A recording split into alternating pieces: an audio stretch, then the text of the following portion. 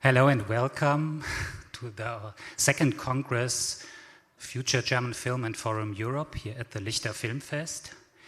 In our next panel, Under Pressure, we would like to discuss film funding and financing in Europe. I hand over to our moderator, 𝗦𝗫𝗶𝗶𝗵. Guten Abend ist ja noch nicht. Schönen Nachmittag wünsche ich allen. Hello. We do this panel in English, and we have two guests who are online here. I will introduce in a short while. Just asking, are you hearing us, Ada and Katarzyna? Yeah? Yes. Okay, very good. Yeah, welcome. We are sitting here with a quite nice group of international producers, distributors, and filmmakers. And actually, a year ago, we were with some of you, we already had an online chat about these things. It was 𝗦𝗫𝗍𝗆 last year. It was online. It didn't happen here in Frankfurt. And here we are, 1 year later, and we are in presence. We think and hope that the one pandemic is over, and there's the other catastrophe already happening. So I think we are with a war in more or less the middle of Europe, a pandemic just behind us, and the 30 degrees today here in Frankfurt. I don't know if, I like it because the first warm day this year, but on the other hand, there is this kind of second thought of it, of course. And we are talking about cinema. We are talking about cinema and cinema funding in Europe in this situation. After at the ending of the pandemic, I would like you all, I will introduce you, and then just would like to have first a little bit of your experience. What is happening in your countries at the moment? What is happening in the cinema film market? What are your hopes? What are your fears? And to lead into the next steps then of our discussion, what is the industry doing? What is the fund situation in your countries? And as you are waiting already for quite a while, I would like to start with our two guests in the internet. And I start with Ada Solomon, who most of you definitely know. I'm quite sure Ada is a Romanian producer and the founder of HiFilm Productions and Microfilm. And in her 30 years now in the business, she has produced over 70 titles, and her credits include films like Bad Luck Banging or Loony Porn, with whom she won, together with Radu Jude in 2021, the Berlinale, the Golden Bear, or Child's Pose by Colin Peter Netzer, 2013 Golden Bear. And of course, she has worked with all of the most promising and formerly upcoming directors in Romania, I have to say. Hello, Ada. Nice to have you here. And if you could tell us briefly about the situation in Romania. How is it? Are the cinemas open? Are the producers happy? Do you do a lot of Netflix series at the moment, or what is going on? Well, the cinemas are open, but we are not really doing a lot of stuff because the situation it's not nicer than it was 1 year ago. Our tax incentive it's still blocked. It's still non-functional. So we are not welcoming for the moment. Nobody's coming for the moment to do production services in Romania.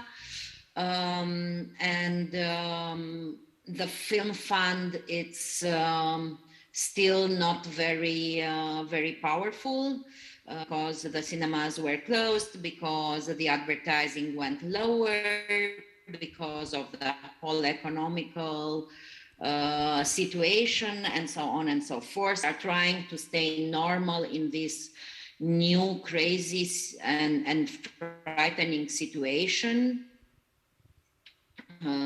Because the war at our border the horrible war at our border, it's of course a threat for all of us and a concern. And somehow now we activities, but for the first months we were so shocked and blocked that we couldn't move on. We are doing a lot of actions to support the refugees. There is a huge number of refugees, not as big as in Poland, but proportionally, it's a very, very big number. And yeah, so that's the situation. It's not very encouraging. People are not yet really going to the cinemas. I mean, the numbers are still very low. But I think that this has a reasoning that has to do with the war as well, especially like what I would say up to, I don't know, 2-3 weeks ago. Now that the spring is here and somehow their life and to get somehow into a normal as it can be, this life, they started more to participate, not only to go to the cinema, but to participate to all kind of events, public events, and so on and so forth. So that's more or less the hectic situation in Romania. But we will go further in the discussion, and probably we will talk also about the presence of the streamers and the contribution of the streamers at the national and how we are working on that in Romania, because we are not there yet also. Thank you, Ada. And online as well as Katarzyna Siniarska from Poland. And Katarzyna is a sales agent with New Europe Film. And New Europe Film is working with a lot of interesting, very unique directors. Corpus Christi from Jan Komaja was in Venice in 2019, or The Disciple, the Indian film that was 2020 by Chaitanya Tamhane. And you yourself wrote that your agency is a little bit like a talent spotter. You are really looking for people from the short film to their first big festival appearance. Katarzyna, how is the situation in the world market? I mean, Cannes is coming up. I bet you are quite busy prepping. But is there already a feeling for a time after COVID for world sales companies? Well, I think the feeling was already there last year, and nothing has changed really. So everybody's trying to figure out maybe not how to pivot, but how to expand the activities. So many sales companies are trying to start a little bit of management, a little bit of development, financing, production, depending on the profile and the specialty of each and every company. I would have to say that we didn't twice with our films that we had last year. A lot of them sold for really good money, but it's also because of the profile of the films, obviously, so we were just lucky. I have to say that this year already in Berlin, we could see a little bit of a shift in the way that buyers are approaching new acquisitions. Obviously, they had to adjust to the changes in the markets, which seem to be more or less permanent. So obviously, the decrease in the box office is something that's going to stay. It's not going to be as drastic as it was during the COVID lockdowns periods, and people are slowly coming back, but it's also depending territory by territory. It really varies. Also, it's connected to the usual demographics of the cinema goers. So you can see that there are not so many changes, and the situation is much better in those countries where the audience is biased more towards male skewing audiences and the younger ones. And when it was the usual audience for art house films, so this kind of cultured, mature, female skewing audiences in all those markets, there is, like we observe, a rather big drop. But still, cinema is the biggest market for this kind of films that we're handling. So auteur cinema, European art house films, the kind of 𝗦𝗏 is producing. So the ones that are also like the highest quality there are in the market. Because what we are also observing is a strong polarization of the market. So only few titles from every festival has a chance now for proper theatrical distribution. So we observe, like, first the polarization between the big Hollywood titles and the whole rest of it, but also within the niche of art house cinema there is strong polarization, and there may be like 5-6 𝗦𝗏 titles per festival that get a strong chance. The rest is more or less forgotten, although they still have a nice chance for festival distribution and some alternative ways of exhibition. But this is not something that could be in any way comparable to what we were used to those 3 years ago before COVID. Obviously, if you want to know about the Polish market, it's not only influenced by COVID, although there are breakouts, both in the commercial arena and the niche art house titles. Sometimes those are still doing good numbers. There is still audience for the films. Obviously, we were disturbed by the situation of war between Russia and Ukraine. And like Ada said, for a moment, we were just focused on very pragmatical aspects of this whole situation. So, you know, some people were just bringing sandwiches to the train stations, or like we had some guests at our houses. We were trying to give home however we could. Now, I think it's similar. So we're slowly forgetting about this direct aspect of the whole situation. And I think everything becomes more relaxed, and people are coming back to enjoying cultural life in all of its aspects. But obviously, there's the shadow of the situation always somewhere behind our backs. Can-wise, we will see. But there is a lot of movement. There are a lot of packages, big and small, in the markets. There is a great selection of the Cannes Festival that is already raising a lot of interest from buyers. So hopefully we will see some movement and some coming back to life a little bit after this market, which is already much more busy than it was last year. Thank you.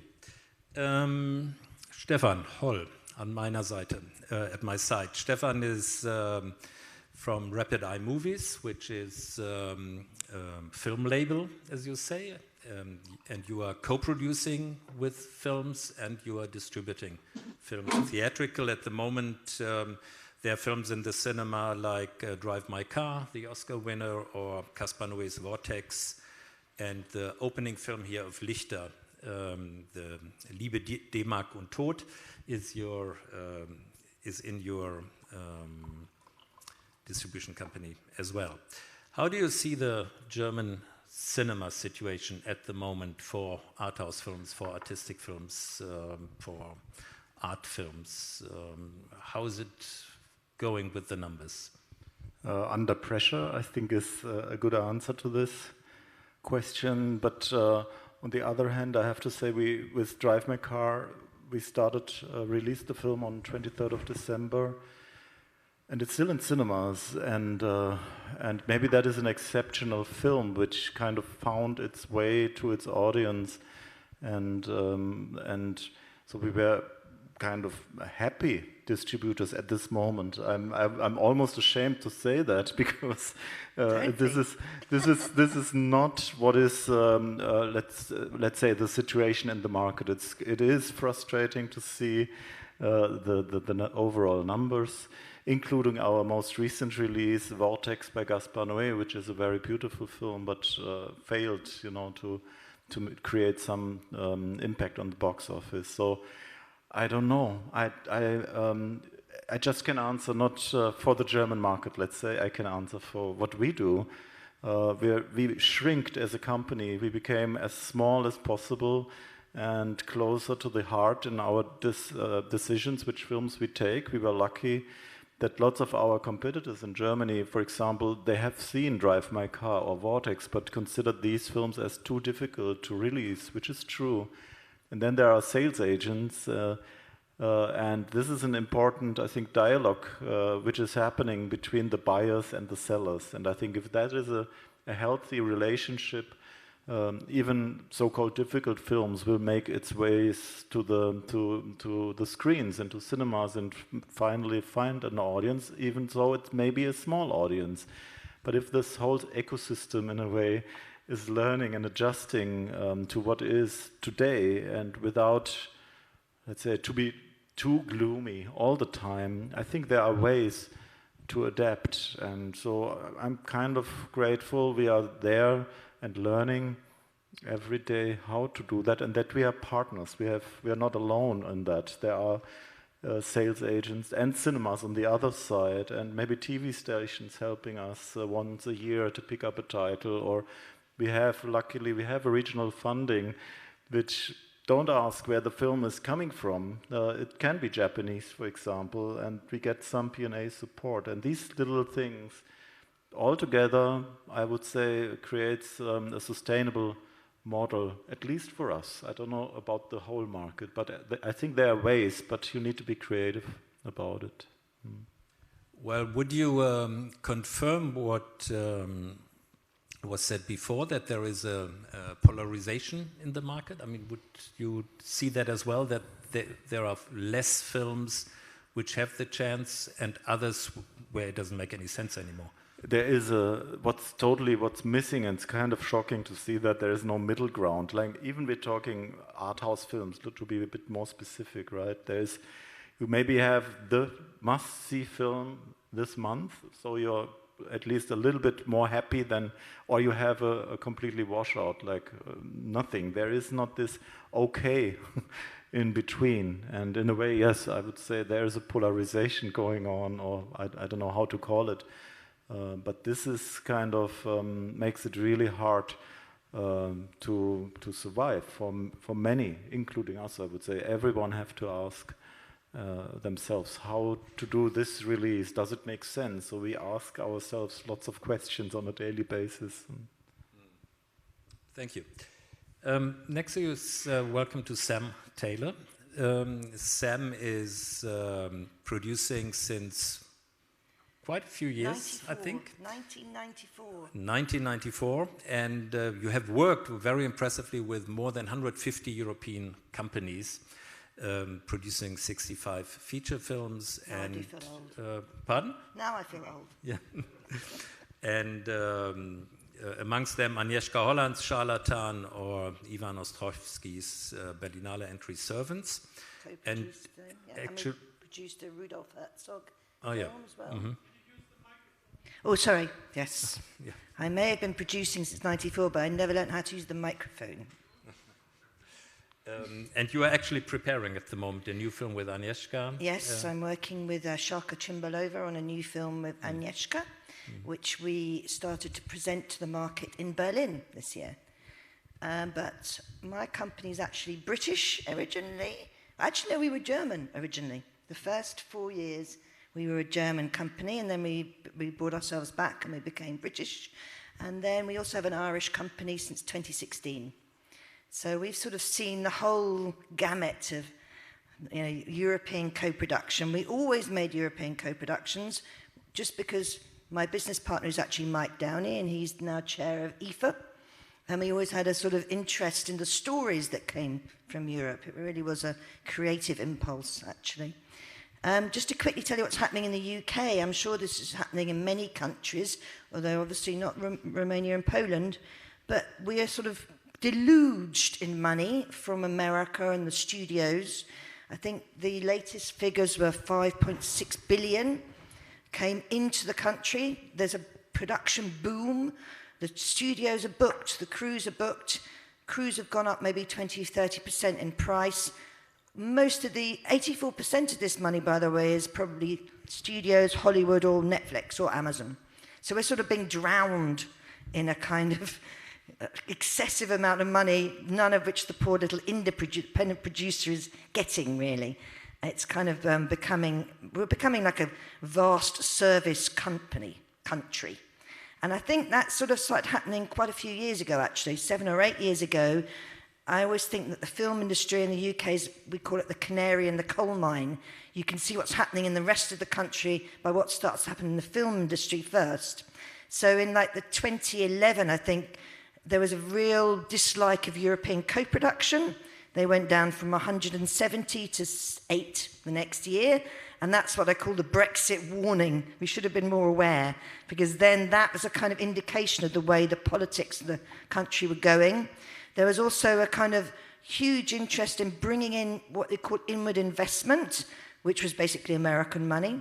We have Lord of the Rings coming in this year, I think, actually. I mean, it's just crazy. And I'm very happy for my friends who are crew, because they had a hard couple of years with the COVID and they need to make some money. But it's also distorting the ability of local producers to work, I think. So, and I see this polarization as well. Films are either very cheap, 500, 600,000, or very expensive. The mid-ground of films, I don't know if you find that, Ada, is really disappearing. The £3 to £6 million films have all but gone now. People are either making them into television series, or they're just not being made. So that's where we are. So we've had the pandemic, war in Ukraine, and Brexit, and climate. But I'm feeling less gloomy and more hopeful, actually. I found it very fascinating being in Berlin. There was a huge appetite for people just to make extraordinary art house films. I really felt that. We had a lot, 50, 60 meetings. Everybody seems to want to get back to work and start making these films and go and see these films again. I think most independent producers love filmmaking. You know, it's not a rational occupation otherwise, is it really? Let's face it. So we want to make those films, we want to go and see those films. And just finally, like, I understand exactly what Stefan's saying. We kind of made a decision. When I first started working, our dream was to have an office in Golden Square and a big production company and, you know, loads of people working for us. That would not be my dream now. We're really getting much smaller, and we're much more interested in joining up, which we've kind of done lately with a Czech producer and actually a producer from another part of the world, to sort of share our ideas and our talent, because it enables us to make more than 3 or 4 films at once. We're very hands-on. And it's also just creatively more inspiring for us to share ideas and ways of making things than sitting in the UK going, oh, look. I often say the British film industry is standing in a corner looking at itself. Which is not very interesting. So that's where we are, really. You know. I have one question you asked, the cat in Poland. You said there is, on one side, there are the small films, 500, 600,000 pounds. And on the other hand, the extreme expensive films. What is happening to the small films? Sometimes they break through. I mean, but it was very tough. There's a film called Boiling Point. I don't know if anybody's seen that. It's one take film about, it's very English, but it's about I say English literally, it's about a chef in a restaurant who has a very hard night, and it's all shot in one shot. It's a bit like Victoria, but they don't go anywhere. And that film's broken through, actually, quite well. That's doing some box office. And then it gets picked up by Netflix, but it's doing okay. I also feel that this Netflix effect, but this is me being very hopeful, is beginning to sort of fall off its amazing pedestal, because they, as we all know, their share values dropped 35–40%. I feel that at the beginning of the Netflix, because they didn't really know what they were doing, they just did everything, and some things were really interesting. Now they think they've got the algorithm down. It's not working so well, actually, because life, as we all know, is not an algorithm. There are things happening that none of us have predicted this year, and who knows, you know, same with stories.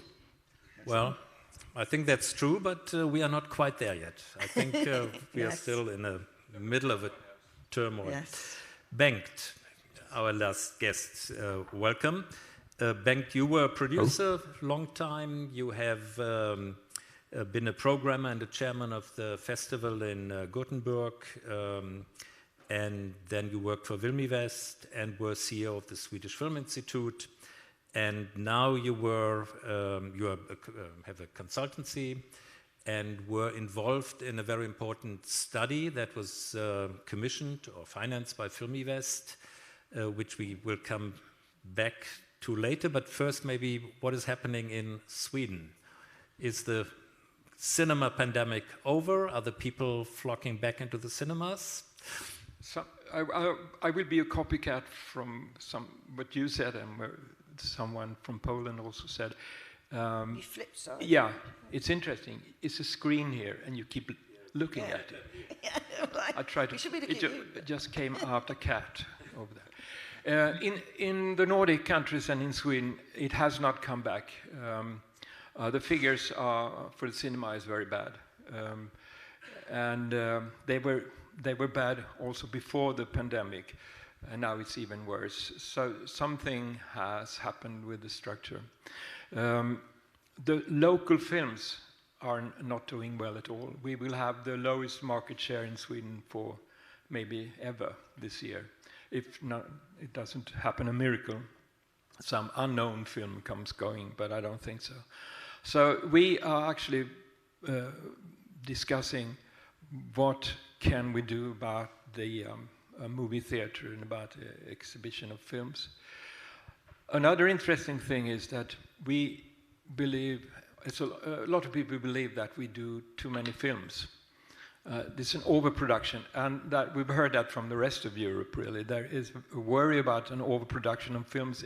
If a small country like Sweden are producing 35, 40 cinema films a year, there ain't room for them. And if the ones that actually make it to the screen, they get so bad locations so no one sees them. So what we are doing is we doom a lot of film to oblivion, which is not either a good thing. Like you were saying, since 4 or 5 years, there's been a gold rush that's unprecedented in the whole of Scandinavia. So much money is coming in from the streamers and the platforms. And Scandinavia has become a production hub for locally produced platform films from the northern countries. So, and that creates a capacity problem, which is also unseen. There isn't a film worker, there isn't a screenwriter, there isn't a director to get hold of. So that also influences the production of the cinema films. And thirdly, which is also interesting, the funders, and I've been, actually I should present myself as a commissioner and funder, because that's mostly what I've been doing over the years, but there are fewer projects coming in than ever before. And above that, there are less and less co-production made with cross-border co-productions. And also we lost the broadcasters, which was an important part in co-production. So it's a gloomy picture on one hand, and it's a booming industry on the other. So there you have it. Gloomy gloom. Well, I think we can say that this is the case in all Europe, more or less. We don't have anybody from France attached to this panel, because France is always the country we look at and think, oh, it should be like in France, but the rest of Europe has to solve their problems as well. I was dreaming that I could say that Denmark is an exception, because it has always been an exception, but this year it's the same there. I would say that Benelux was pretty healthy. I mean, obviously, it was not ideal situation, but comparing to other countries, it was still the strongest in terms of how can you trust your audiences. France, not so much, I would say. And do you have an idea why that is so? Did they do the better films? Do they have the better funding structure? Is there a reason for the better doing in Benelux? I think, again, it's the demographics of the audiences, and also I think the efforts they put into educational activities. So they are raising new audiences through the 𝗏𝘵𝗍 initiatives, various initiatives that are pretty healthy there. It actually the same applies to Poland, I would say. There are actually some organizations that are collaborating between these two territories. So this is the New Horizons Festival has this kind of educational initiative, which is similar to 𝗦cie𝗶𝗿 and what they're doing. Obviously, this is not the only factor. I think it's just like what the audiences are used to seeing, and the kind of shifts also different approaches to the pandemics. Whether the approach was more balanced, whether people were more hungry to get involved in different kind of activities. Maybe they were like, it's like after the pandemic, a lot of people grew tired of any kind of visual content. Seeing whether on screen, on small screen or a big screen, they still don't see it as like a different activity. They just want to go out, eat, hike, trek, whatever. But they just really fed up with just watching things and stories on screen for a moment. It might go away at some point, but I think this is the realities we're facing. And I think what you just mentioned, which is also happening in Poland, so this kind of takeover of talents and crews by the 𝗬𝑺 and skipping the line in a way in terms of financing and making it faster. It does not actually improve the whole artistic process, I will have to say, and I'm kind of worried sometimes where it will get us in terms of. I was discussing with actually my friend from France, a film critic and a distributor. He's seeing it as a transitioning towards something which is something like a new genre, straight of VOD genre, which is quite different to the kind of cinematic art we are used to. And these are the dangers that are attached to this kind of overabundance of funds and stealing away people who are like taken away from the art house market and put up somewhere in a safe position financially, but on the other hand, the overall quality of the film as art, of the film as content is suffering. Well, you mentioned a lot of topics. I think we all agree that what in Germany we would call Filmbildung or film education is something some European countries do better, and others, definitely including Germany, are not doing good at all. There are a lot of discussions actually here on the film festival at 𝗦ście about these issues. But that is, of course, a topic that takes time. I mean, that needs a whole more or less a whole generation till the efforts of film education really start to show an effect. But as we sit here and as we are in the industry, we have to survive now. We are facing, of course, a situation in which our financing definitely comes to 50% and more from funding schemes which are working, at least in most of the European countries, in a way they were invented 30 years, 40 years ago. And I think we have a very interesting study where Bengt was working with by Filmy West, public funding at the crossroads, I think it's called. And maybe, Bengt, you can give us a little overlook. What were the 2-3 really big questions you are asking? Because I read this study that you're actually asking the funds questions, that you're really saying funds have to deal with this, they have to deal with this, they have to make a decision.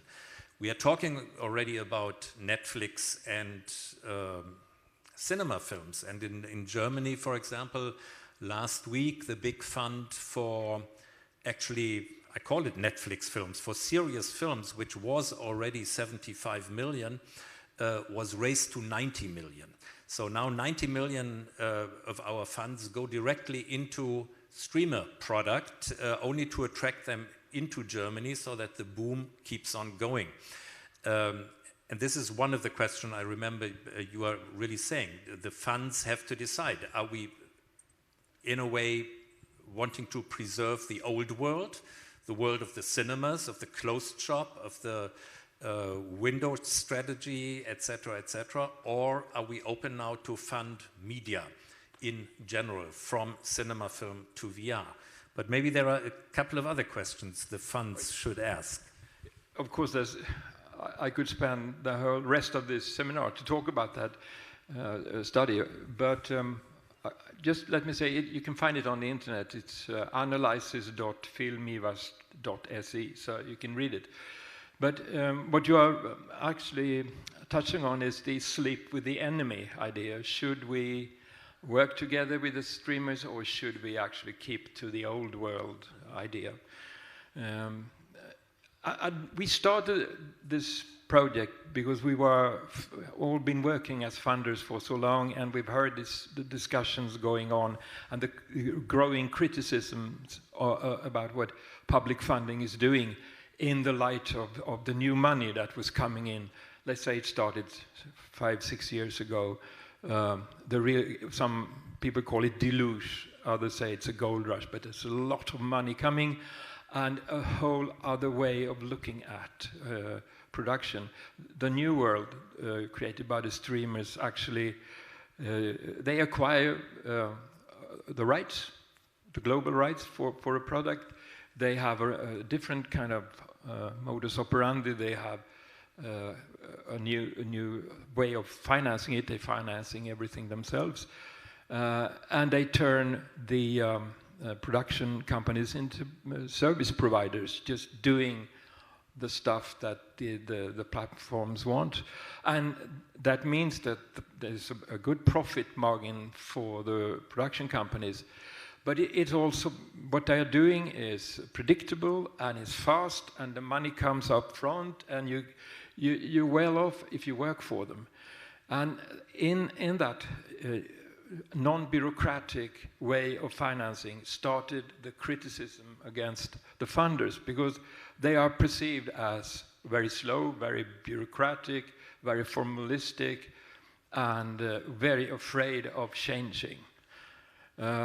So we have interviewed something like 7,000 professionals all around Europe in workshops, and in one-to-one interviews to try to find an overview of what Europe thinks and why this can agree on. The production companies, distributors, and sales agents are trying to adopt to this new and have to change some of the way they usually work.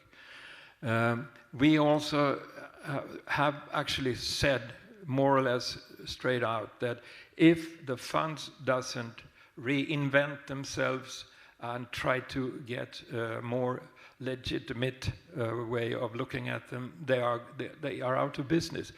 It's also because the politics, the policymakers in most of the countries are looking at this part of the money they spend on culture and saying, why should we fund this side of the industry when the money is coming in huge piles on the other side, and people are working and there are even capacity problems.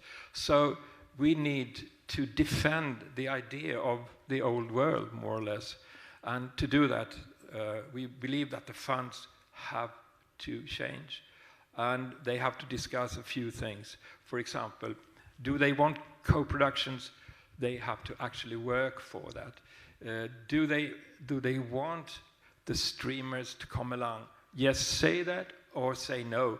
But as we have it now, there is a huge gray zone where funds are working with streamers, but no one talks about it. But still they are doing it. And thirdly, they must get the public broadcasters on board again, because they need to be there if we really mean what we are saying. There's one last thing. How shall we deal with the cinemas, the movie theaters? Is that something that the public funds should support or not? Do we want cinemas, the cinema theaters, to be like we have theaters or concert halls, opera, etc.? You know, the cultural heritage stuff. Is that the way we're going to save the cinema, or are we letting them go? More or less, there we are. Mm-hmm. Thank you. Stefan, you are working in a public funded and at the same time quite normal market business. It's intertwined, and I think that is the big problem we are in at the moment, that market and public funding is intertwined in many ways. Bengt was talking about cinemas. Do you think that cinemas should be funded more? I mean, are we moving, or should we move, if we want to save the old world, so to say, are we moving into a direction where we need fully funded cinemas for art house films, for example? I tend to say, of course, yes, we need more funding for cinemas, and it's great. But I also feel there should be kind of a coexistence, like of I don't want to. I'm kind of also tired of art house and mainstream and cinema. Some people imagine cinema as a place like opera or stage play, a stage or a museum. And for me, that would be a bit sad. I think it's good that there is a kind of entertaining side to it. Like, can I just ask you, Stefan, how much it costs to go to the cinema in Germany? A ticket? Yeah, it's 8 on the cheapest day and 10, 11, 12 euros on the weekend. Yeah, I mean, just in the UK, I went to the cinema at 17 euros for a ticket. And I think that's something where the subsidy conversation becomes more interesting. Yeah, that's true. I mean, we had that talk today with a roundtable with young filmmakers, and it became lively the moment they will start talking about, like, okay, in Berlin there is a York Kino, kind of a membership card and like a flat rate. In Paris you have that. In the Netherlands this is existing. So suddenly among younger people that was a key thing. And when I was young, you went to the cinema every Sunday. You didn't even know it was on the cinema. You just went there and saw what was screened. So. But it's also a demographic thing. In a country like Sweden, 10 million people, and the country is huge. And in a lot of smaller cities and villages, there are no cinemas at all. And the idea should be then to let the libraries screen films and stuff like that. But I mean, you need to discuss it because it's an urban thing in the Nordics now. I mean, as a collective experience, whether it is in unusual places or in a regular cinema, I think this, and I hope so, this will always be there and be supported and be recognized as a cultural place, let's say, where everything is allowed. I mean, I kind of don't get it sometimes. In festivals, you have this feeling like you, as an audience, you're curious. You just go there at 10 in the morning and there's a film from Kazakhstan and you don't know anything about it, and it's great and it's packed. And the same film, as a distributor, I've had that many times on a Thursday when you're opening it in 20 cinemas or something. There's nobody coming up. I think the mindset of what do you expect as an audience of going to a cinema, that is something I'm questioning myself and people around me many times, like, what makes you go to see this movie, and where's this urge coming from? And of course there's no answer to it, but I think it's quite interesting to look a bit closer, because I think there's something very interesting about the idea of a curated space, which I mean, like, exactly. You've if got I your may interfere, sorry, Sam. If I may interfere, it's the unicity of it. When it goes to the regular program, you still know that you have it for like 1 week, 2 weeks, 3 weeks, less and less, but still for quite some days. When it's a screening in a festival, you have it not only spotlighted by the curating stuff of the event itself, but you have it also like it's once and that's it, and otherwise you lose it. And maybe it's something really that it was marketed. So I think that this thing with a public support, it's really indeed necessary.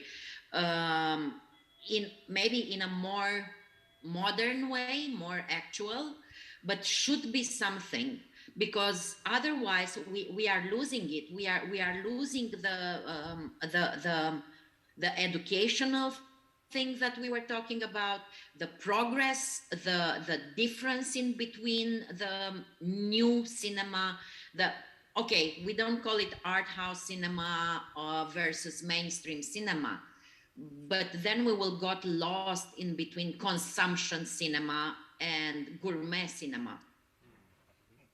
Okay, true. But I still feel that we, on the one hand, as Bengt said, we want to save the old world. The new world gives us clear challenges. I mean, talking now about the funders, but in the end, we are the funders. I mean, the funders are institutions, and we, the producers, the makers, the distributors, the theatrical release people, it is our money in the end. I mean, the taxpayers' money which we use, and we should structure it, we should work politically that it is used in a good way. And you say there are challenges by the new world, like the tempo, the precision, how decisions are made and then fast produced. All these things, we have to do a lot of homework, I'm sure about. Yeah, just on the homework, I was thinking, actually, during the pandemic, certain smaller countries actually started just to give out their development funds to local producers to keep them alive, basically. It didn't happen in my country, but I know other people, my compatriots in different smaller countries, the film funds very kindly said, we can't spend the development money, we're just going to give every production company a portion of it. And I think it'd be a really interesting experiment to see whether the films those countries produced are better or worse for having no actual gatekeeper, we call it, in the UK, deciding what those films should be. It would be quite an interesting controlled experiment. Yeah, but it's a paradox, because it happened in Sweden as well, that it handed out some money to filmmakers that hadn't a project going. On the other side of the street, there were huge productions coming and going the whole pandemic. So it's paradox the way that these things are working. The state can hand out help for producers, filmmakers during the pandemic, and the big platforms, they support all the people that are working in the production at the same time. It doesn't make sense. I think it makes complete sense to support. I mean, in my country, we have a big problem of social mobility, and this is what we're always fighting in our film culture, to keep it not just being very rich people who can make films, because the stories get very boring, and to keep the people alive who don't naturally think I could be a director or a producer. They come from different communities where nobody does those jobs. You need to give them some funding. Otherwise, they just can't afford to do it. But looking at the distribution, I mean, the streamers know exactly what they do their product for. They have their own platform, they know they have the algorithm, maybe they work, maybe they don't work. At the moment, at least, they have the money to produce. And there's a war, there's a streamer war that will be decided at some point, and then there will be a new TV. I think, in the end. It will be a new TV, just distributed in a different way, technically. Bengt, you were saying we need to get the public broadcasters back into the game for cinema. But what I'm watching now is that the public broadcasters pull out of cinema.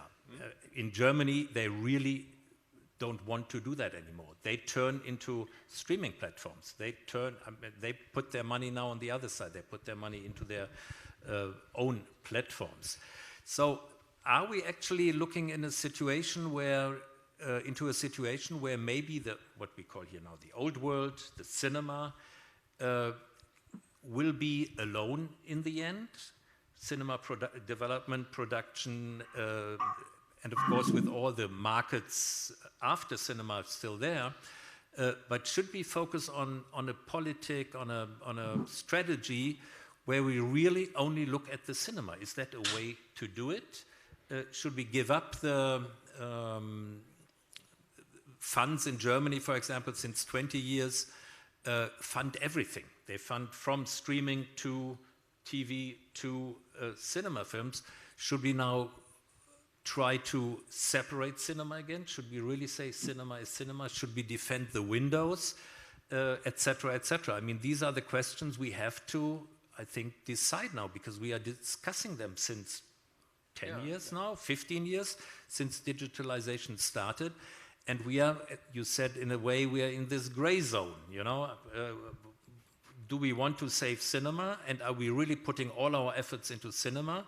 Or do we see cinema as one of 5, 6 other possibilities where my film might be? What is your point of view on that? Question to everybody.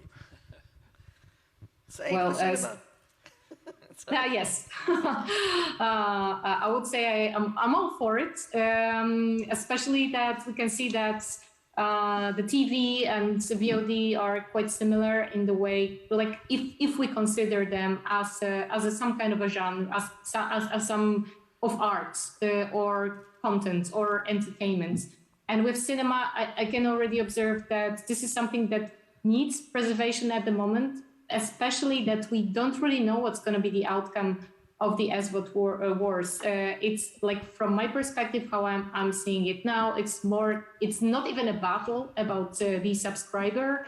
It's more like a development bubble that's going to burst at some point. And all those that will be swiped away in the meantime will be the victims of the situation. So there's going to be a need to rebuild something new after this kind of economic structure will shift at some point, because now it's more about building the IP value, building the capital, attracting investors with promises of expanding the subscriber base and such. But frankly, if you observe the acquisition strategies and the production strategies of the 𝗧WOTs, they are not as efficient as they would like them to be. And all the numbers, kind of, if they give us any numbers, indicate that in a way. So it's not the fight for the viewer on the side of 𝗧WOTs. It's the fight against capital against the capital. And at some point we have to focus on preserving cinema as such until we know where we're getting the new reality or the new TV, as you said. Because we don't know how long it's gonna last, the battle, and what actual change it's gonna bring. But surely, if we want to have the same kind of both magical and entertaining and artistic quality in the cinema that we all love, and which is the reason that we are working in cinema, then there has to be some focus put not only on the future and the modernization and such, but also treating cinema as heritage. But I would say the same what the German distributor just said. So I would not like to see it just like this kind of museum facility. I would like to go to the cinema with my kid and eat popcorn and enjoy a silly movie also for a change. So it would be nice to see how we can keep it alive. Coexistence, actually. I think, I also believe or hope that that cinema can be seen like entertaining and mainstream, and art and museum spaces, and public funding is needed for that, to protect certain spaces, and as a curated space where we just trust the programming and go to see something I've never heard before. This is something, I think, what is also an important role, that how to discover things, and how do you discover a film on Netflix. It's become so frustrating, like you're looking for 90 minutes to find something which you may feel interesting, and it's not. And I think so that curation process, I think, is important, and that needs people and space, and maybe, yes, some public money, but it's not all the answers goes to the money question, I think. Yeah, it's also, sorry, just one quick thing about the ideas passing from films to Netflix. I was watching this show, an Apple show, The Shining Girls. I don't know if you've seen that. And I was going, oh, this is In the Cut, which is an old Jane Campion film. And I realised that there's a coexistence in ideas, creativity, going back and forth. And if you didn't have cinema, I think you'd pretty soon run out of ideas to generate interesting television series as well. I think you need the dreams of cinema to make the day-to-day reality of TV. That's true, because everyone actually wants to have their film on the big screen. but maybe they can't have it there more than for 2 weeks or something, and then it goes to the... that's the way Netflix works, for example. But of course, most of the people that we have talked to, a majority of them believes that this deluge will go on for at least 10 years. There will not be Netflix in 5. It's someone else that has taken over, but they will all, these platforms are so profitable, so they will, of course, stay on. But if you look at the cinema in Sweden, for example, the majority of the multiplexes and the screens are owned by the Chinese, and it's market-driven to a huge extent. And if they let some of the art house films that we really want to see on the big screen, also in the multiplexes, they get locations that is impossible. 2 o'clock one day, and you wait until 3 or 4 days, then 1 o'clock again. That's not the way to try to have a film going to an audience. And we've seen that with all great films like The Lost Mother or Belfast were getting such bad locations, so they died more or less. And how can we deal with that if the public funders or the public agencies doesn't do some sort of intervention here? Otherwise, I don't see how that will work. But what kind of intervention are you talking about? Do we need 6-month windows again? No, or? We will never have 6 months. We shouldn't have any, I think. We should trust the films. But I don't know, maybe there is a way by using the public agencies' money to open up at least a certain period on the big screen. Or we have to have, like in Norway, a publicly financed cinema chain, for example. That was what I was talking about, that you need probably public cinemas that take care of these films. I don't know. It's up for grabs, but we have to do something. Sounds a bit depressing. We started, in the beginning of the discussion, we heard that there is a polarization of films, that there are a few films that kind of still seem to attract a cinema audience, but many others do not even attract a small number of audience. They really have zero show-ups. In the new cinema, in this world we want to protect on one side, but where we have to react to the challenges of the other side of the industry. What films are these? What are the films that are breaking through at the moment? What do you think, as producers, what you should develop now? What is different to the radar notions you have now with the new cinema, with the new situation? Or is it still the same radar you are looking for films? What are the films you, the producers, are looking for, or you, the distributors, are looking for, where you hope now that they break through? I know it's a difficult question. I think the war on Ukraine has really changed what we're thinking of doing in the next year creatively. Some of the things we were developing just seem really wrong, and some of them seem more right, actually. So I think for me it's very fluid creatively this year about what we're interested in doing as a company and what we think other people will want to see. I mean, I thought in the pandemic nobody'd want to see films about pandemics, and yet Contagion was huge. So, but I think for us we're really reacting day by day to the events in the world, actually. Could you be a bit more specific? What makes you, I mean, I find that interesting because I have the same... Cynicism. We're not so cynical anymore. Mm-hmm. We were working on a political film about a cynical war, actually, and we thought, no, we don't want to do that. There's not a place for cynicism in our lives this month. I think we're much more into heroism for women and men, and also we're much more interested in escapism. I think we were saying this, but not escapism in like a kind of silly way. Escapism in experiencing somebody else's story, which takes you out of your own small life. Happily. Are there other kind of recipe ideas you are cooking in your production kitchens at the moment?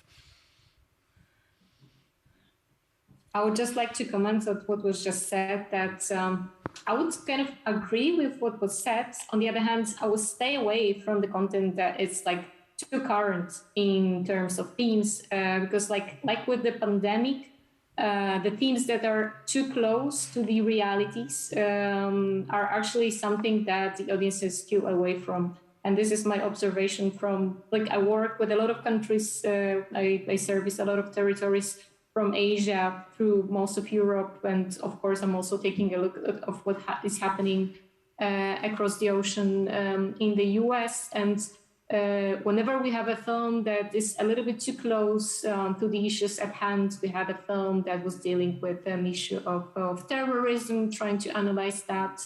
And you could see that in the markets that were touched by the problems connected to terrorism, it didn't really bite. It was the same film. It was like last year we had a film called Reflection by Valentin Vasyanovich in Venice competition, which sold nowhere initially. After we launched an auction to try and convince the buyers after the breakout of the war to, like when we were renouncing our fees and everything, the film to them as like to make sure that we have the money to support the producers who are fighting in the war. We had some great reactions from many countries, from Austria, from Benelux, from US, from Japan. But in those countries that were actually quite close, like Austria, Benelux, it didn't work at all. So the distributors made like really nice efforts to put it out there in the cinemas, and they were really like expecting like heartfelt reactions, but people were not willing to see the film. Whereas in Japan, they raised over $60,000 just like by few screenings, doing like special screenings and special actions about it. It was exotic enough, it was relevant enough, but it was not too close. So I think when we combine those two things, so something which is relevant, but gives you this idea, it's like lets you escape in a way, then yes, then it's working as long as the characters and stories are strong enough, because this is always the basis still for each and every film that works across each and every market. But it has to be taken away a little bit from the actual realities. Other than that, it's the gloomy realities is not something that the viewers are going to watch. But and I was this watching. Is, yeah. I was watching. I know exactly what you mean. But I'm also talking about things like Iron Man. I was watching that on television the other day with some young person in my family. You know, the film with Robert Downey Jr. And it's incredibly violent. And actually, a lot of that's the whole towns are being destroyed, buildings are being knocked down, people are being blown up. And the person I was watching, she's like 11, and she said, "Oh, is this a war film?" Because now in her head, that is Ukraine and that is real war. So I'm talking about the Marvel films, actually. To me, feel quite strange now to watch them, because it's entertainment, but basically it's showing a lot of cities being pulverized. And I do wonder, I'd be really interested to see what the younger members of the audience watching that react to that in this new day and age. I don't know. Ada. Thank you. Getting back to the original question of what do you think what is your interest? I was thinking about that actually during the pandemic a lot, and it's a continuing process for me, because I don't want to contribute to the quantity of waste on the planet. And I think that there is a huge quantity of waste that it's covering the jewels in our industry, let's say. So I don't want to contribute to that. So what am I doing? Then I think that the only way to survive or to remain confident to myself is to do relevant films. If they are dealing with contemporary history or just human behavior or whatever, they have to be relevant. They have to offer not only 1 hour and a half or 2 hours of entertainment, but also a space for reflection, raising a question, raising the curiosity to discover another territory, another culture, another problematic. I'm very much into documentaries as well. And I was thinking the other day that if these rich guys that are the streamers or the studios would invest 10% of what they are investing for the features with big names and big market potential into the marketing of some documentaries that are speaking about the world around us, from the climate change to the refugee to different conflicts around the world that are not close to our borders, but they are relevant for what's going on in the world, for promoting, I don't know, films about what people are experiencing in a dictatorship country, and so on and so forth. And this film would be pumped up to be seen, because I'm sure that there is an audience for this type of products that can really enrich our vision and our understanding of the threats and of the world around us. If this would happen, we would be better off. But these films are getting lost because they don't have a budget. They don't have a budget for marketing. There are not specific platforms to promote them, and so on and so forth. So even for this kind of products, we need the public funding. We need the public support. We need the public support towards the ones that are curating.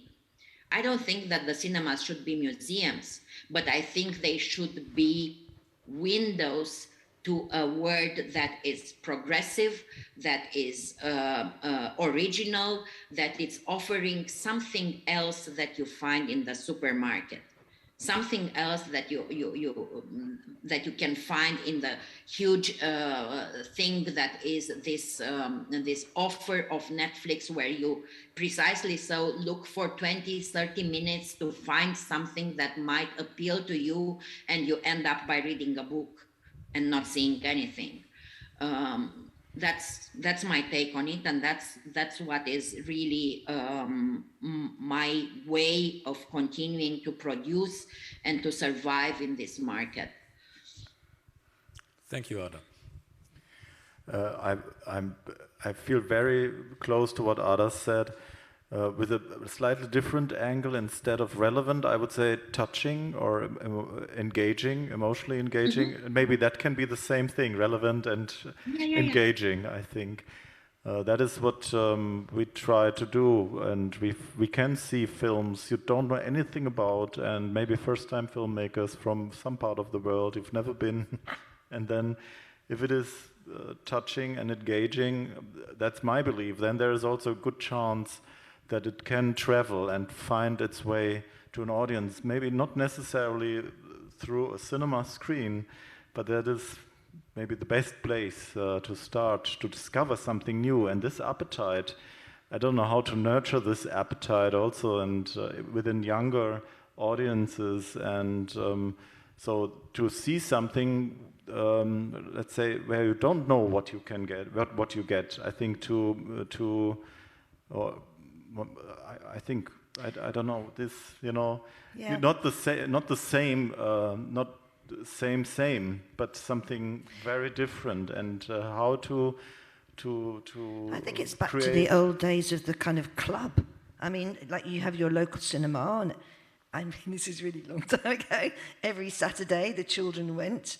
It was quite cheap, and you just went to see whatever was on.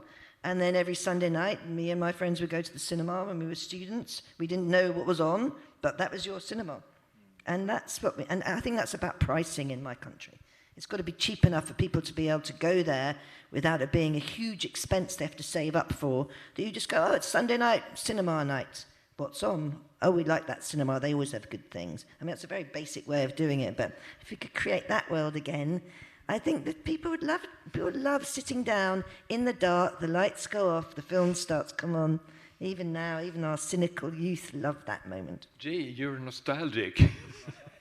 No, but I mean, if you want to bring your family to the cinema on a Saturday, and you have 2 kids, and you take you and your wife and your kids, and it costs you the same amount of money that the Disney Plus subscription for a whole year for just one visit. Yeah, I think you have to subsidise the tickets. Something well, but that is now the case, of course. I mean, we know that the moment the market, the SVOD battle is over, of course, it will not stay with 9.99. It will not stay with 10 euros. It will go up to 20, 30, 40 euros. And then probably the cinemas have a new bite in the pie. Also, if the electricity and gas keeps getting so expensive, it'll be a cheap way to keep warm all day. You can just go and sit there in the cinema. It'll be quite Okay. Well, I would like to, I don't know, do we have a microphone for the room? Yes? Okay. So I would like, just to offer the opportunity if there are any questions from anybody of you down there. Yeah.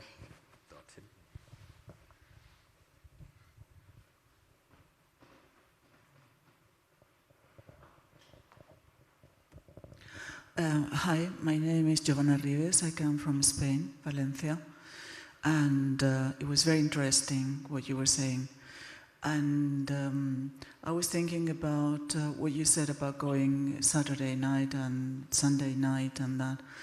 And I don't know if that happens in the rest of Europe, but what we have is like places like this that belong to the town hall, and they have for free cinema. So something that we are trying to do is that the Valencian community distributes our own cinema too, because if not, we also get these 40 films that we don't know where to watch them, right? So I was wondering that maybe there are other ways. It's not sometimes I'm confused about this thing about new cinema, old cinema. In fact, it is the same cinema. It is the same stories as the Greek were telling us, just that you see it on the screen or something like that. So, one, could we have another word for this new cinema? And second, don't you think that there are many ways to, to have it, to have all that? And for me, funds are very important because this is cultural industry. So the other question is, what is happening to this cultural industry? Because they tend to tell us that we are only industry, but we are not. So that's another question. I don't know, maybe too blah, blah, blah, sorry. Sounds fantastic, though. I want to come to Valencia and watch a film in the open air. Yeah. Well, the question about the cultural industry, I think that, in my opinion, that film never had that distinction in itself. It was a widespread art form, collective art form with many different layers, many different possibilities, but it was definitely, and that is a question I discuss with my students a lot, for me, a film without audience is no film. But there are other people who say a film is a film when the author makes the film. But I think it's a very important question. Here's somebody flying. It's an important question because it is a very expensive art, and we ask for public money. And I think we have to insist that our films are made for an audience, and we have to find the way to the audience. So for me, funding is not only making the films, but it is definitely distributing the films as well, promoting the films, and maybe in the end, finance the cinemas. Like we finance museums, we finance theaters, we finance opera houses. I mean, Berlin is spending more for their 3 opera houses alone than the entire German film industry gets as money for production, distribution, and the theaters. So I always say there's a lot of air above us where we can really, but we have to work politically for that. It is a political issue we have to address, and unfortunately the politicians always think the industry can arrange that by themselves, so to say, and the bigger cinemas and the smaller cinemas just should give them an idea and then they will just give us the money for it. But I think really we are in a situation where if you talk about film as a cultural industry, that the politicians have to take this more serious and have to really develop this industry now to the next step. I totally agree that because this industry can't speak with one voice because it's so different from one end to the other. So that's what we mean by having the public agencies actually to take initiative to talk to the politicians, to the policymakers, because they are in all these funds there are politicians in the board and they have to actually be involved in discussing these issues. Otherwise nothing will happen. Are there other questions? Yeah. Hello, Caroline 𝗕𝗏, producer from Berlin. Just a remark. I realized you were all talking about the old world and the new world, preserving what has been in the past or going into the future. And I'm wondering whether maybe we can already make a change by using different words, because what we want to preserve at the moment never has been closed off to other forms like streaming. We are all open to streaming and art context, installations. We love the expanded cinema, the spaces that we can fill with our culture. So maybe it's rather, we should rather say, talk about film as a culture and film as a product, especially when we are facing the streamers who are flooding our markets with money. We could maybe give back a little bit of the responsibility to them and say, then you should work more economically and we should put more funding into the cultural aspects of what we're doing. Yeah, I think there should be there's a skill set levy, which skill set is an organisation in Britain which funds training, and one of my questions would be if they should apply some of that funding to independent films. Precisely, like a levy on the streamers to keep the independent sector alive. Well, and there is, of course, the big initiative by the European Union concerning investment obligations for the streamers. And France actually is, of course, the country again which is quite has this obligation already for the streamers. In Germany, we have this discussion at the moment politically. But the big political discussion is, of course, is it an investment of the streamers for their own product, which they just have to channel into each country, or can we, and that is a legal question, a political question, can we actually say you have to invest 20-25% of your turnover in this country into the production of this country, but 10% of that has to go into independent films, 5% have to go into documentary films, etc., etc. That is the big question that is in discussion now, but that again is what we said. It is really that the public or the filmmakers as a public have to address this to the politicians, because the politicians just see, okay, we make this law, the money comes, the money goes into working, and everybody has enough work, so what's the issue here, no? But we have to connect this with obligations that part of that money, part of that investment goes into cinema films, documentary films, debut films. The French has already done that, distributed it to CNC and to regional funds. So it's possible.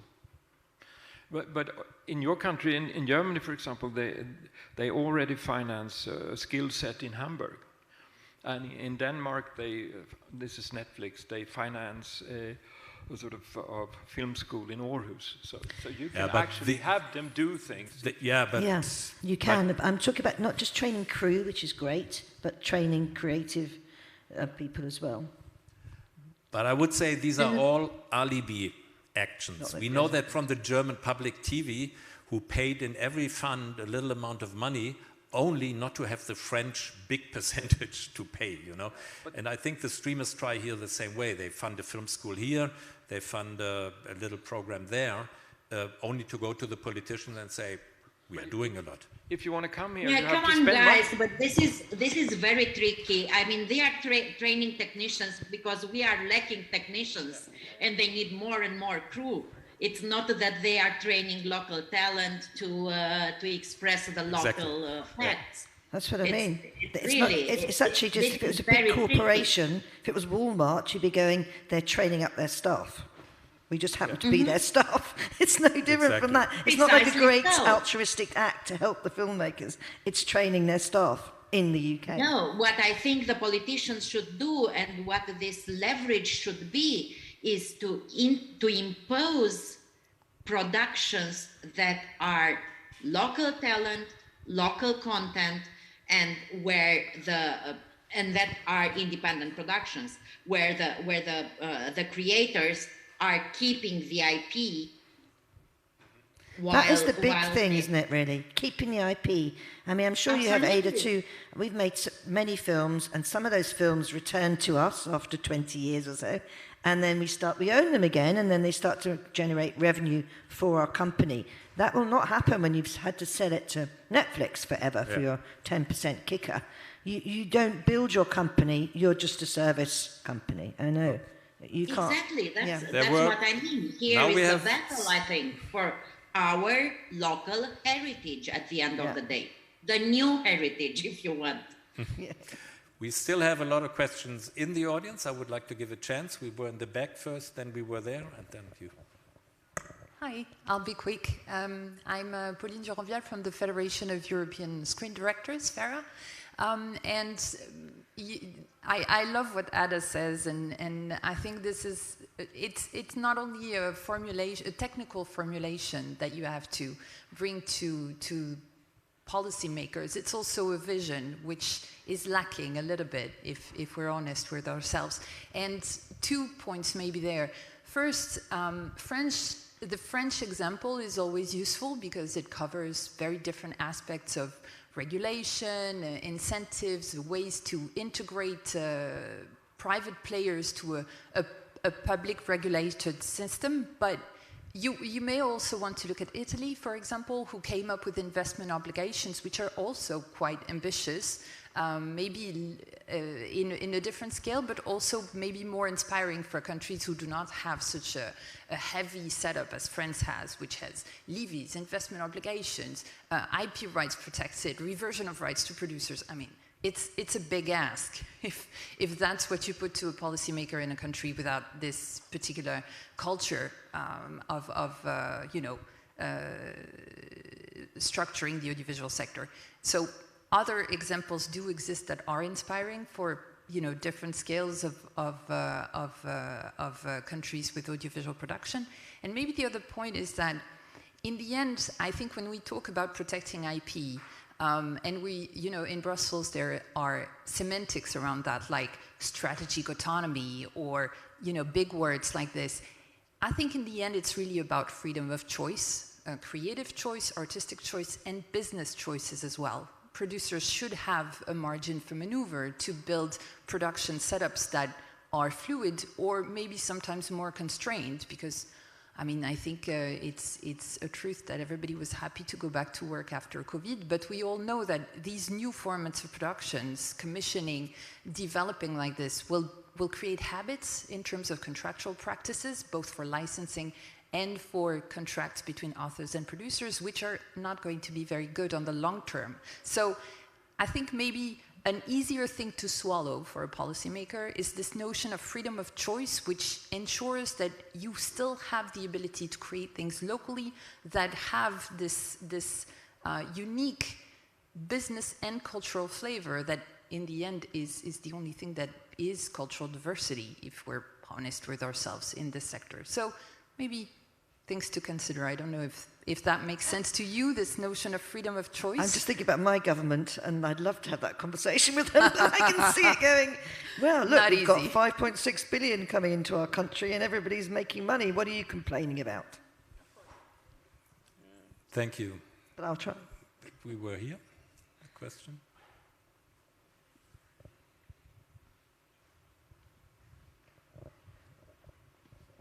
Yeah, thank you for all what you said. No, I just had an idea. Like we are always talking about where the streamers could invest in production, in local production and everything, but maybe they should also invest in the distribution in the theaters to kind of compensate the fact that they are killing the theaters and so yeah, we are always thinking of the making movies, but maybe we should invest. They should invest in the showing movies in theaters. Well, I fear we still live in a capitalistic country where the business model for these streamers is not cinema. So it will be, I mean, you can try to get money for production where they then can show it. The levy model, which is in Europe since 50 years, quite common. But I doubt that you can tax them higher and then put the money in development. That's the usual way you do it. That they invest directly, I personally would see no sense in that, because how should they know where to invest and what? I don't think you want to have Netflix as distributor dictating the investing and dictating, but maybe. But that I doubt, actually, that you can go so far. I think as a support, I mean, not as a business for them, but as a tax, let's say. You know? I think it's a very chaotic dialogue that is happening right now between those windows of exploitation. You can see it in the news. Netflix, after this huge drop in the predicted subscriber space development, is mentioning not only modifying the prices in terms of AVODs, but also they were boasting some kind of theatrical introduction before the release of their big titles in the fall that are coming up. So this is one thing, but it's hard to say how much of it is just PR and again, just like working on the capital growth and which is actual strategy. On the other hand, somebody mentioned Italy. I just got a note, I think last week, from one of the Italian sales agents, which are part of the association I am part of, Europa International, that currently the SVODs are advertising that the film that you are watching now in a cinema will be available online in like a 2 weeks time or something. So it's completely counterproductive, and they don't seem friendly in their current practices in terms of the dialogue, potential dialogue with the exhibitors and the theatrical distributors. I actually don't think that SVOD has really interest in the streamers really have interest in the cinema. I only think that might come back when this battle is over, and then cinema is a substantial income for the survivors of this battle again. We had in Germany in February, I can only call it an unfriendly attack by Netflix, because Netflix approached 6 big German producers who were planning releases in the next 3-4 months now, April, May, June. And they offered them twice the budget plus the payment back to the funds if they get the films off the cinema and they can stream them immediately. They didn't even say you can put them for 2 weeks in the stream. They just said, we pay you whatever you want if we can show the film directly, but you cannot show it in cinema.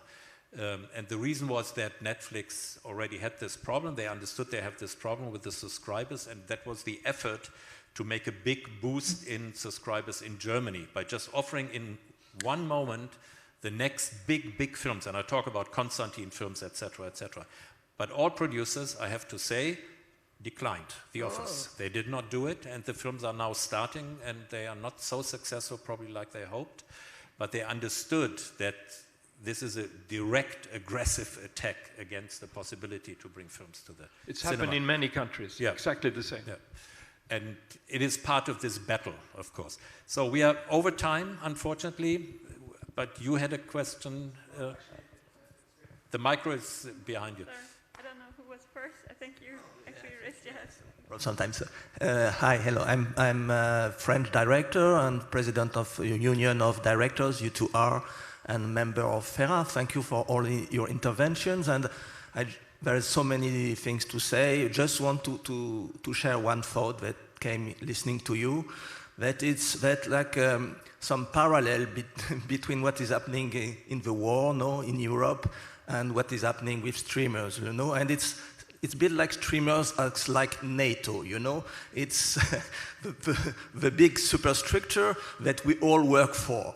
And it's a crucial moment to know if Europe wants to build a Europe of culture and wants to build Europe of defense, not to be dependent of the United States. And I think there is a lot of parallelism between these two situations, and we must talk to the politics so they think about it. I totally agree with you, Momo, that I think we say old cinema, new cinema, I'm living in the past, I probably am, but actually I think now the question of identity in local cinema and who you are as a country and what kind of films you make is more important now than it's ever been, actually, this year. I think what makes an individual country individual, what that country wants to say, is crucial to what's happening in the world in real life. Yeah, noch einer. One last question, please. Yeah.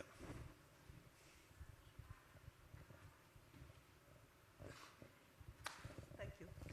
Regarding the aggression of the streamers, I would like to add something here.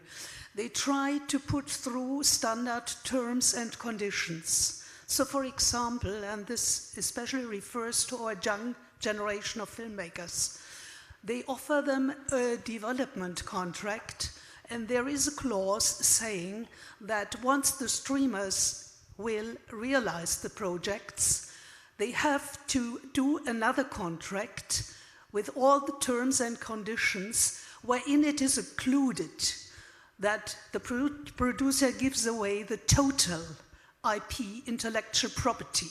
And that means they never will get anything out of the money that streams in. And by this, and especially in Germany, they are taking away from the art house market the whole young generation. We have a lot of young filmmakers that already fell into this trap. That's right. Unfortunately, this trap is open since 50 years with the public TV stations as well, of course. I mean, it's exactly the same kind of structure, Auftragsproduktion, that the public TV stations are practicing for a long, long time. And they did make some amazing things too, by the way. I have to say, Netflix, at the beginning, they were financing things in the UK which would never have got financed otherwise. Some really diverse voices. Seriously. Well, important discussion, a lot of very important input from you guys, and coming through the stream to us. I thank you really a lot. It was a very good discussion. I thank the audience. I wish everybody a nice evening, and maybe we hang around here a bit, and if there are questions like yours, you can address us directly. Thanks a lot. Thank you for having us. Thank you. Bye. And bye-bye to Poland and Romania. We're going. Bye. Maybe see you in Cannes. Yeah, there was a cat. I think in a cat.